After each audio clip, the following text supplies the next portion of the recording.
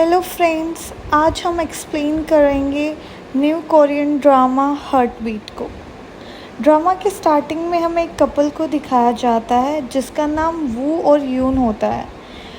उनके पीछे कुछ लोग होते हैं। कुछ देर भागते भागते लड़की गिर जाती है जिस वजह से ये दोनों पकड़े जाते हैं।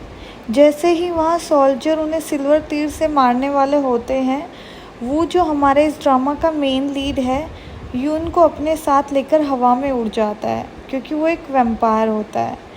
लेकिन अभी भी वो लोग उनके पीछा कर रहे थे। उनमें से एक सोल्जर सिल्वर तीर चलाता है और वू को लग जाता है। तीर लगने की वजह से वू और यून नीचे गिर जाते हैं। यून वू को वहाँ से जाने के लिए बोलती है बट वू मना कर देता है। फिर वू वैम्पायर बन जाता है और सभी सोल्जर्स के साथ लड़ता है। धीरे धीरे वो सभी को मार देता है। यून वू के पास जाती है और गले लगा लेती है बट उसमें से एक सोल्जर बच जाता है और जैसे ही वू पे तीर चलाता है, यून आगे आ जाती है और तीर उसे लग जाता है। तीर लगने की वजह से यून को खून आ जाता है और उस ब्लड को देखकर वू भी वैम्पायर बन जाता है और उसे बाइट कर लेता है।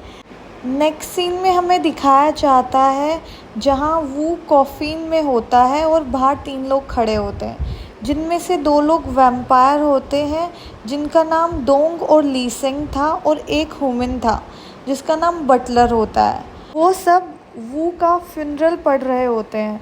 फ्यूनरल पढ़ते पढ़ते वो दोनों लड़ने लग जाते हैं कि कौन क्या सामान लेकर जाएगा। तभी वू वहाँ से उठकर अपनी चेयर पर बैठ जाता है और पूछता है, क्या मेरे जाने के बाद तुम लोग इस मेंशन को भी बेच डालोगे? तभी वो दोनों मना कर देते हैं कि नहीं बॉस, हम ऐसा नहीं करेंगे। बट वू को उन पर भरोसा नहीं होता, तो फिर वो घर की बटलर को दे देता है और कहता है कि घर को तुम संभालोगे। बाय द वे, वू मरने वाला नहीं होता है, बस कुछ सालों के लिए सोने वाला होता है ताकि वो हमेशा के लिए इंसान बनकर रह सके। वो 2 वैम्पायर वू से पूछते भी हैं कि आप इंसान क्यों बनना चाहते हो, बट वो रीज़न नहीं बताता है। फिर वो सभी को वैम्पायर्स के बारे में बताने लग जाता है कि वैम्पायर्स को सर्वाइव करने के लिए इंसानों के खून पीने की ज़रूरत होती है, मगर मैं और मेरे दोस्त ऐसा नहीं करते, यानी कि हम सिर्फ एनिमल्स का ब्लड पीते हैं और वो भी खरीद कर, ताकि हमारी बॉडी में एनर्जी ख़त्म ना हो। साथ ही हम धूप बिल्कुल भी पसंद नहीं करते क्योंकि उससे हमारी स्किन जल जाती है। बहुत तेज़ धूप में हम खुद को कवर करके चलते हैं। एक चीज़ है जो हमें बिल्कुल भी पसंद नहीं है, मिरर, क्योंकि उसमें हम अपना रिफ्लेक्शन नहीं देख पाते। ये बात हमें बहुत हर्ट करती है। सभी लड़कियां मुझ पर फ़िदा हैं, यानी कि मेरी अच्छी खासी फ़ैन फॉलोइंग है। आगे हमें दिखाया जाता है कि पार्टी हो रही होती है और लीसेंग एक लड़की के साथ फ्लर्ट करने लग जाता है। फिर वो उसे ऊपर खड़ा होकर देख रहा होता है। फिर वो बाहर जाता है, देखता है एक वैम्पायर एक आदमी को मार रहा होता है और खून चूस रहा था। वो उसे रोक देता है और फिर दूसरे वैम्पायर बोलता है कि मैंने इसे नहीं मारा, मैं तो सिर्फ खून पी रहा था। नेक्स्ट सीन दिखाया जाता है कि जहाँ कुछ वैम्पायर बैठे हुए हैं और पार्टी कर रहे हैं, आपस में बात कर रहे थे कि वो ना किसी को मारता है अब और ना ही खून पीता है। बाद में हमें दिखाते हैं वो छत पर खड़ा होता है और एक कपल को देख रहा होता है और वो अपनी हीरोइन के बारे में सोच रहा था। फिर वो उस टाइम को याद करता है जब यून उसे हार्ट बीट्स के बारे में बता रही थी कि जब इंसानों को सच्चा प्यार होता है तब उनका दिल धड़कता है। फिर वो ने उसी दिन सोच लिया था कि मुझे कुछ भी करना पड़े, मैं इंसान बनूंगा। इसलिए फिर एक दिन वो बहुत तेज़ धूप में जाकर अपने कपड़े उतारकर खड़ा हो जाता है और बोलता है, गॉड प्लीज़ मुझे इंसान बना दो। मगर उसकी तबीयत ख़राब होने से पहले ही उसके दोस्त उसे बचा लेते हैं और बहुत दिनों तक बुद्धा के आगे माथा टेकता है कि प्लीज़ मुझे इंसान बना दो। ये सब देखकर उसके दोस्त परेशान हो रहे थे बट कुछ कर नहीं पाते। फिर हमें प्रेजेंट का सीन दिखाया जाता है जहाँ वो ये सब सोचकर सैड हो रहा था। इतने में उसे एक कैट नज़र आती है। फिर वो सीधा उसके पास चला जाता है। इतने में कैट बोल पड़ती है। वो डर जाता है और देखते ही देखते वो कैट इंसान का रूप ले जाती है। एक्चुअल में वो एक ह्यूमन कैट होती है जो दोनों रूप ले सकता है। फिर वो उसे पूछता है कि प्लीज़ क्या आप बता सकते हो कि एक वैम्पायर इंसान में कैसे चेंज हो सकता है। कैट पूछता है कि आखिर तुम इंसान बनना क्यों चाहते हो। तो वो बताता है कि प्यार की वजह से, यानी मैंने किसी से प्रॉमिस किया था कि जब हम दोबारा मिलेंगे एक दूसरे से तब साथ रहेंगे। जिसके बाद फ्लैशबैक दिखाया जाता है जहाँ यून मरने वाली होती है। मरने से पहले वो वू से प्रॉमिस करवाती है कि जब भी हम वापस मिलेंगे तो हम साथ रहेंगे, और वू को अपना खून पीने को भी बोलती है ताकि वो हमेशा उसे याद रखे। वो ऐसा ही करता है, इसलिए वो उसके आने से पहले इंसान बनना चाहता है। कैटमैन ने कुछ मंत्र पढ़े और बताने लगा, अगर तुम इंसान बनना चाहते हो तो तुम्हें कॉफिन में सोना होगा। और वो इस बात पर हंसने लगता है कि कॉफिन में सोना मतलब मरने के बराबर होता है। तब वो कैटमैन कहता है कि मरने जैसा ही है, तभी तो तुम इंसान बन पाओगे। इतना आसान नहीं होता इंसान बनना कि तुम आसानी से वैम्पायर से इंसान बन जाओ। तब वो इस बात के लिए मान जाता है और ये स्टोरी अपने दोस्तों को बताता है। इसलिए कहता है कि इस वजह से मैं 100 साल सोना चाहता हूँ। इस बात के लिए सेंग तैयार नहीं था और बोलता है कि तुम इंसान नहीं बने तो, मगर वो इसे करना चाहता है। फिर बटलर के पास आता है और बटलर के पास सॉरी कहने लगता है, क्योंकि जब तक वो आएगा तब तक बटलर मर चुका होगा, जिसकी वो फिनरल तक अटेंड नहीं कर पाएगा। मगर वो कहता है कि आप मेरी चिंता मत करो और मैं वादा करता हूँ कि मेरी आने वाली सभी पीढ़ियाँ आपकी इस मेंशन की हिफाजत करेंगी। तब वो सब चीज़ों के लिए थैंक्स बोलता है और जाकर कॉफ़िन में सो जाता है। मगर कॉफ़िन से लेटने से पहले एक मिरर मांगता है ताकि 100 साल बाद जैसे ही वो इंसान बनकर उठे, फर्स्ट टाइम वो अपना फेस मिरर में देख सके कि आखिर वो कितना हैंडसम है और लड़कियां उस पर इतना मरती हैं। फिर फाइनली लेट जाता है और अपने दोस्तों को गुड बाय बोलता है। तब वो दोनों इमोशनल हो जाते हैं, जिसके बाद कॉफ़िन बंद कर दिया जाता है। यहाँ से स्टोरी प्रेजेंट में दिखाई जाती है 100 साल बाद, जहाँ हमें न्यू हीरोइन दिखाई जाती है जिसका नाम जुइन है। बहुत ही ज़्यादा गरीब होती है। उसका हीटर ख़राब हो चुका था जिसकी वजह से वो जल्दी उठ जाती है। जब वो वॉशरूम जाती है तब उसका टूथपेस्ट बिल्कुल ख़त्म होता है, मगर वो जैसे तैसे निकाल कर ब्रश कर लेती है।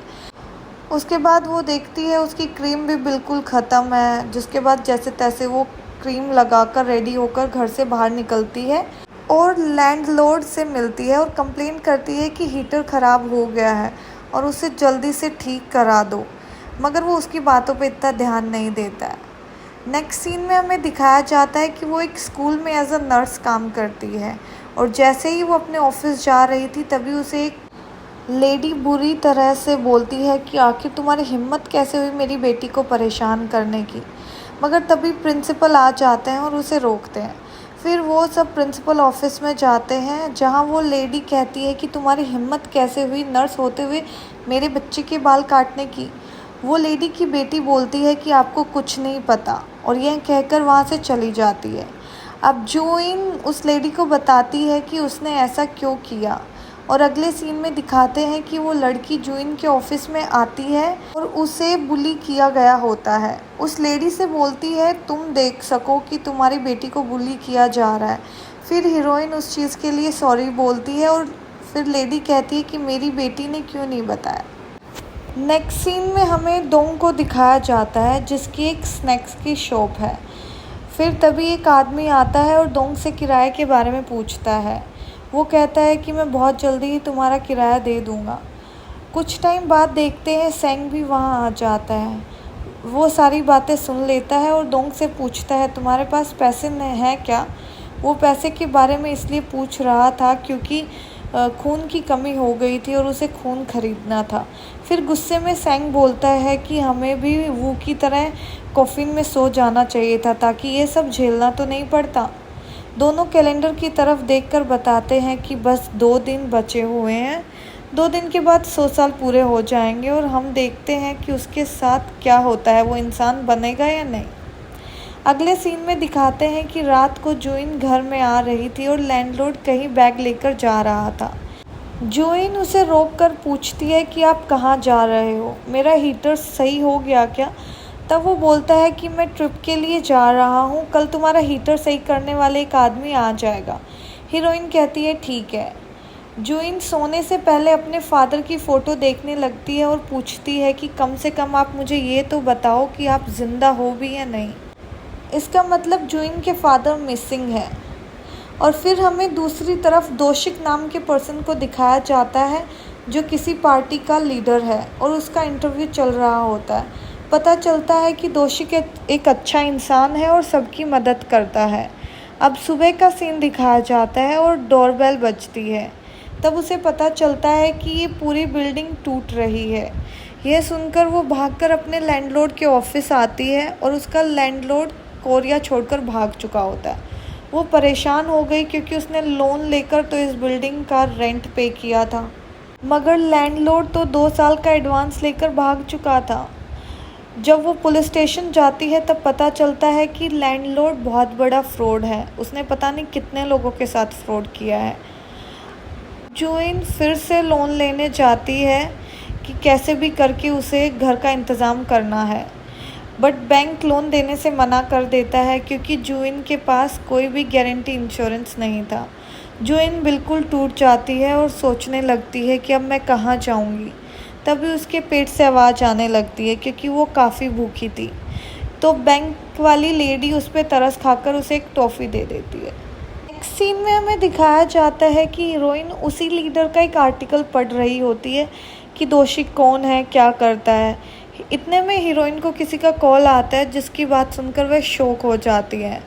और अब नेक्स्ट सीन में हमें उस कॉल वाले पर्सन के सामने बैठी हुई दिखाई जाती है।